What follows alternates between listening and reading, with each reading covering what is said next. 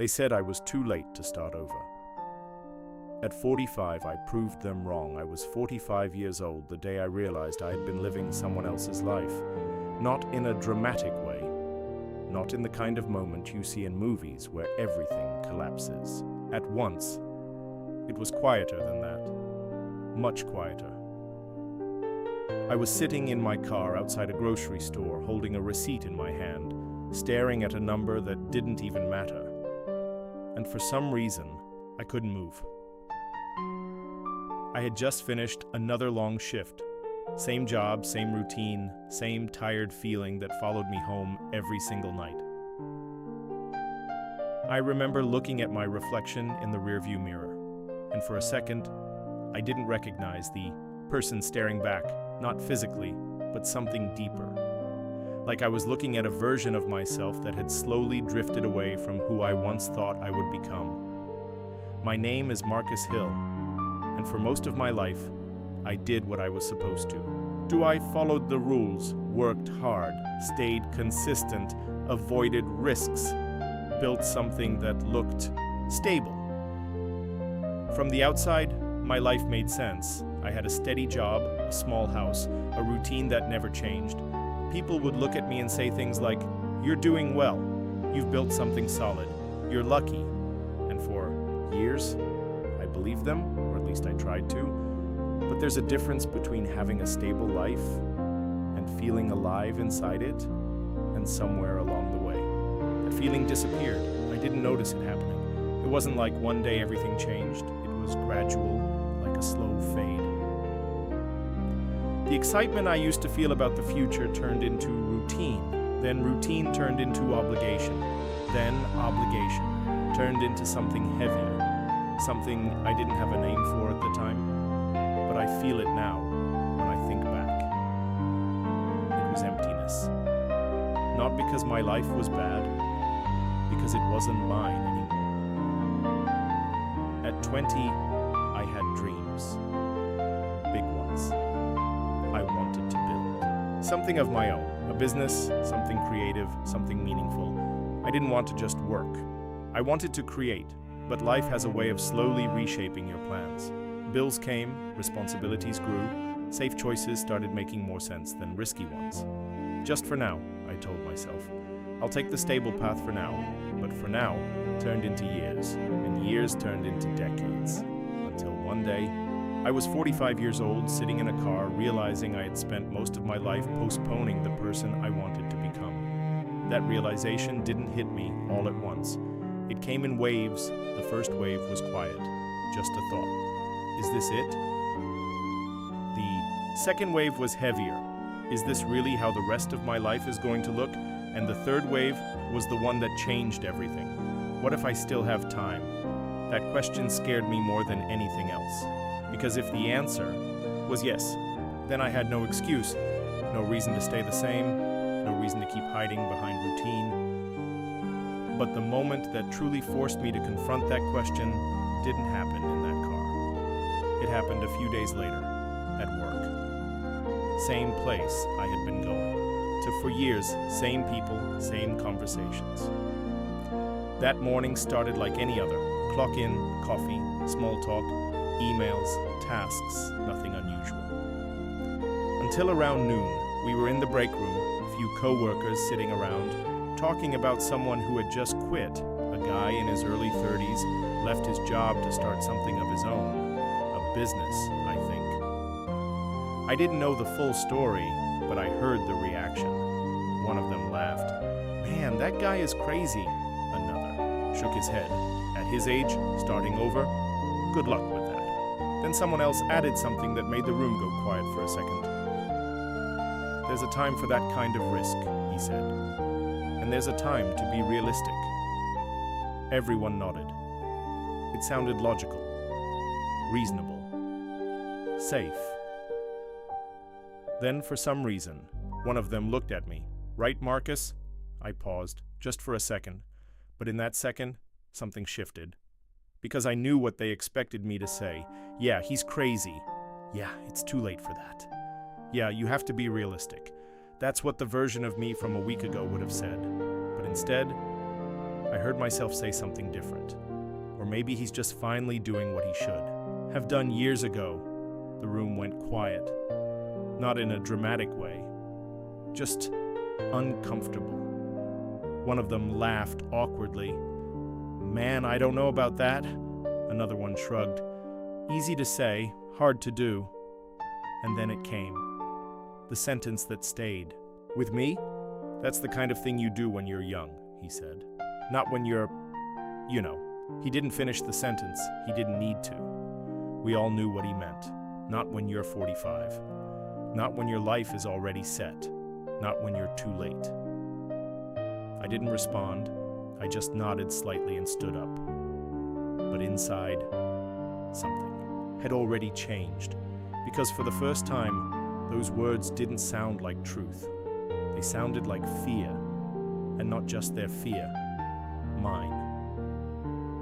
I went back to my desk, tried to focus, tried to work, but my mind wouldn't settle. It kept replaying that moment, that conversation, that sentence, "You're too late." I sat there staring at my screen, and for the first time in years, I asked myself something honestly. What if they're wrong? That question stayed with me the entire day, followed me home, sat with me through dinner, echoed in my mind as I lay in bed staring at the ceiling because deep down, I knew something. If I didn't change something now, I never would. And the next decision I made was the one that started everything. Not something big, not something dramatic, something small, but real. And that's where my life actually began to change. The next morning didn't feel like a fresh start. There was no sudden motivation, no dramatic shift, no feeling of, "This is it." It actually felt the opposite. Heavy, uncertain, almost uncomfortable, because now I couldn't pretend anymore. That question from the night before was still there. What if they're wrong? And right behind it, another one. What if I try and prove them right? That was the real fear. Not failure itself, but confirmation. Confirmation that it really was too late. That I had missed my window. That I had waited too long.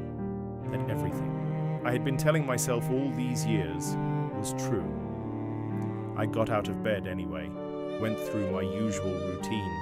Same coffee, same drive, same road I had taken for years. But everything felt slightly different. Not because anything had changed on the outside. Because I was paying attention now. The job that once felt normal now felt like something I was observing from the outside. The conversations, the routine, the repetition. It was like I was seeing my life for the first time. And I couldn't unsee it. That day at work, I didn't say much. I listened more. Watched more. Noticed how people talked about their lives. Always the same pattern. Complaints. Jokes about being tired. Conversations about weekends that all sounded identical. Nothing wrong with it. But something inside me kept asking, "Is this enough for you?" By the time I got home that evening, I didn't turn on the TV. I didn't sit down in my usual spot. Instead, I went straight to the small desk in the corner of my living room, a place I hadn't really used in years. There was an old notebook there, dust on the cover. I wiped it off slowly, opened it. The first few pages were empty, and for a moment, I just stared, because this felt bigger than it should have, like this simple act of sitting down and writing meant something. I picked up a pen, and I wrote one sentence. What do I actually want? Not what makes sense, not what is safe, not what people expect. Just the truth. At first, nothing came. My mind was too used to thinking in limits, in responsibilities, in what's realistic. But I didn't stop. I kept sitting there, waiting. And slowly, something started coming back. Not fully, not clearly, but enough. I wrote about things I hadn't thought about in years, starting something of my own, building something meaningful. not just working, but creating. Helping people in a way that actually mattered. It felt strange, almost uncomfortable, like revisiting a part of myself I had ignored for too long, but at the same time, it felt real, more real than anything I had felt in years. That night, I made a decision. Not a big one, not something dramatic like quitting my job or changing everything overnight, just something simple. I'm going to start. That's it. No timeline, no pressure, no big announcement, just a commitment to move, even if it was slow. The next day, after work, instead of going straight home, I went to a small cafe a few blocks away, ordered a coffee, sat down with my notebook, and started again. Research, ideas, notes, questions. At first I felt out of place. Everyone around me looked younger, focused, busy, driven. And there I was, 45. Years old, sitting with a notebook like I was starting from zero. That voice came back quickly. You're too late. You should have done this years ago. What are you doing here? For a moment, I almost stood up and left. But then, I remembered something. If I leave now, nothing changes, so I stayed. Even with the discomfort, even with the doubt, even with that voice in my head trying to pull me back, days turned into weeks, and slowly. Something started building. Not success, not results. Momentum, small, almost invisible. Progress. Learning new things, making mistakes. Trying again. There were nights I felt energized, like I had finally found something that made me feel alive again. And then there were nights where everything felt pointless, where I questioned the entire decision. One evening, after a particularly long day, I sat in my living room staring at my notebook, pages filled with ideas, plans, thoughts, and one overwhelming feeling. This is harder than I expected, much harder, because it wasn't just about learning something new. It was about unlearning everything I had believed for years, about age, about timing, about what was possible. And just when I started to feel like I was finding my rhythm, life pushed back. Hard. It happened at work. A normal day. Until my manager called me into his office. Marcus, close the door for a second. That sentence is never a good sign. I sat down. He looked at me for a moment before speaking. I've noticed something lately, he said. Your focus hasn't been the same. I didn't respond. You've been distracted, he continued. Slower, less engaged. I knew where this was going. I've just had a lot on my mind, I said. He nodded. I understand that. Then he leaned forward slightly. But this job requires your full attention. There it was. The choice. Unspoken, but clear. Stay fully committed here or risk everything.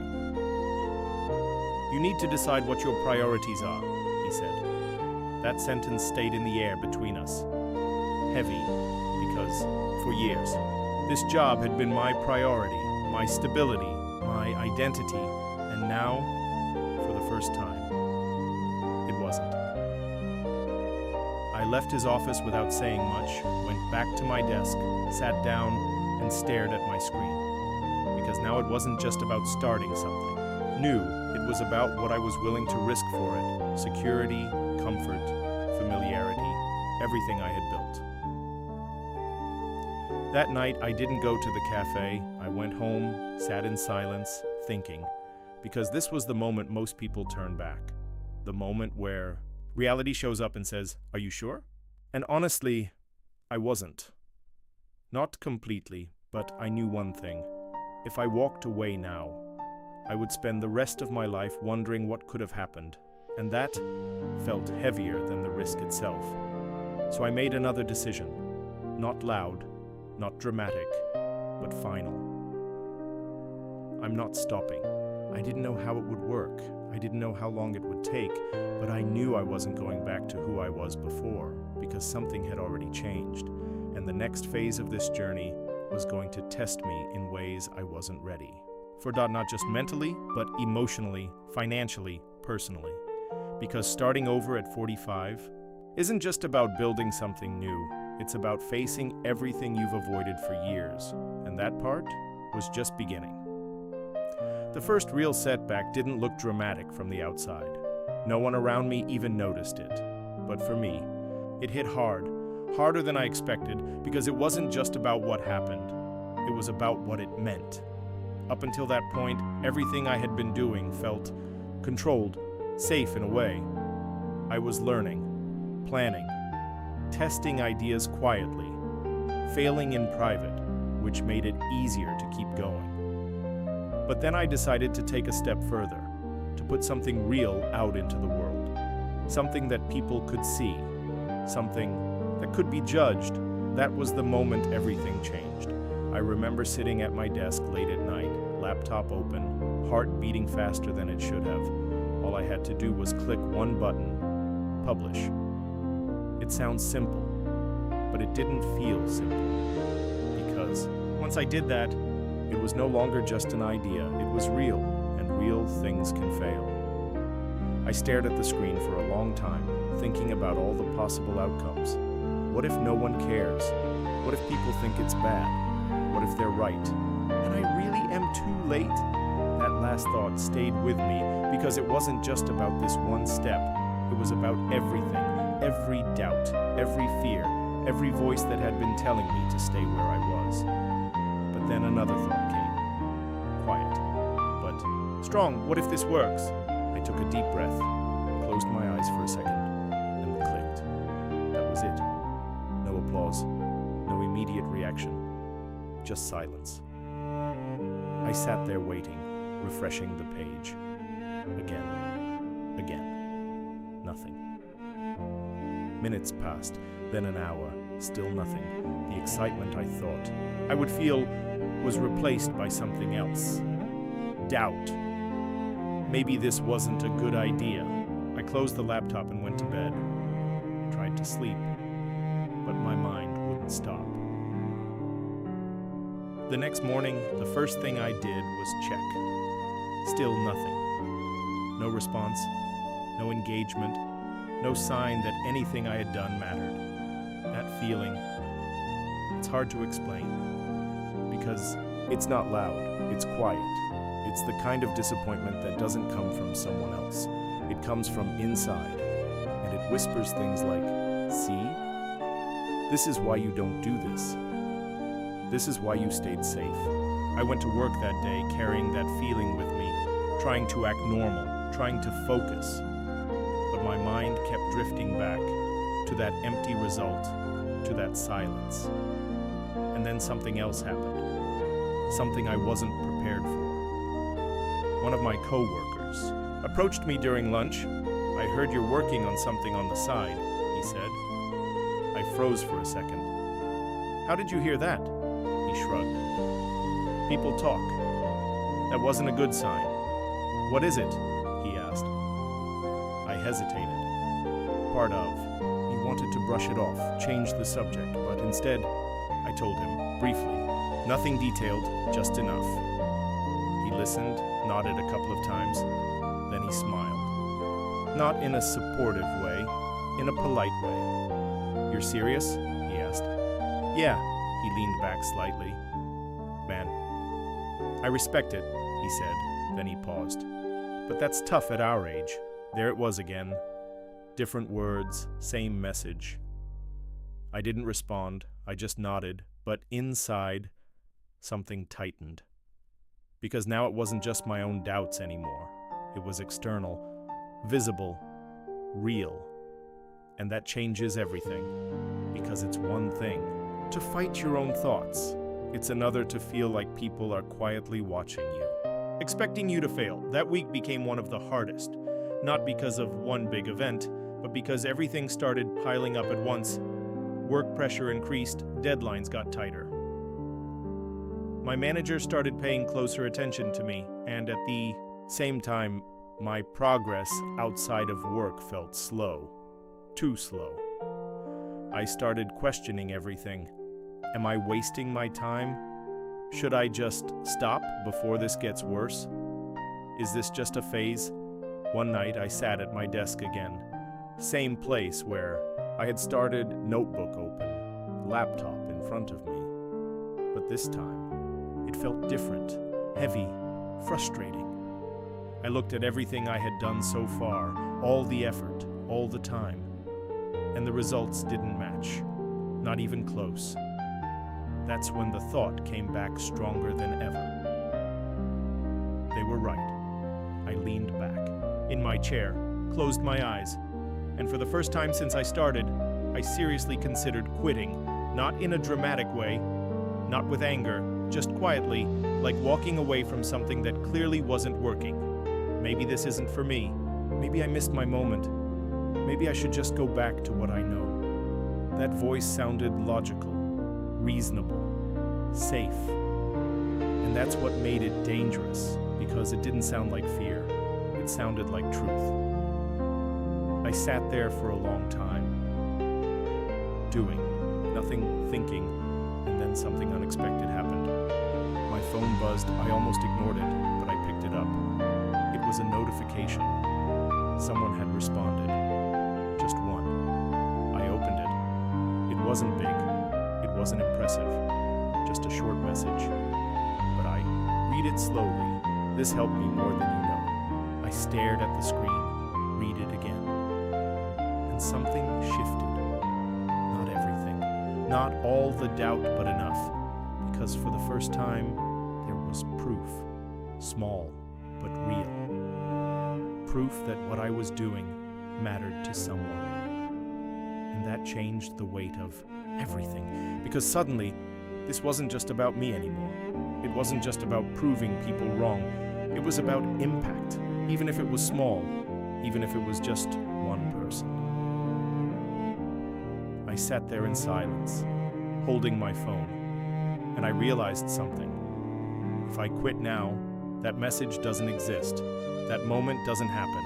That impact disappears. And how many more moments like that was I about to walk away from? I closed my eyes for a second, took a deep breath, and said something out loud, quietly, but clearly. I'm not done. Not because I felt confident, not because everything suddenly made sense, but because I understood something deeper. This wasn't supposed to be easy. This wasn't supposed to happen quickly. This wasn't supposed to feel comfortable. This was the process, and the real test wasn't whether I could succeed. It was whether I could continue when success wasn't visible yet. That night, I didn't quit. I didn't step back. I leaned in, and that decision was the one that changed everything that came next, because what started happening after that was something I never expected. Not just progress, transformation, and not just in what I was building, but in who I was becoming. Something changed after that night. Not instantly, not in a way that made everything easier, but in a way that made everything clearer. I stopped measuring progress the way I used to. Before, I was looking for big signs, validation, recognition, proof that what I was doing was working, but now I started paying attention to something else.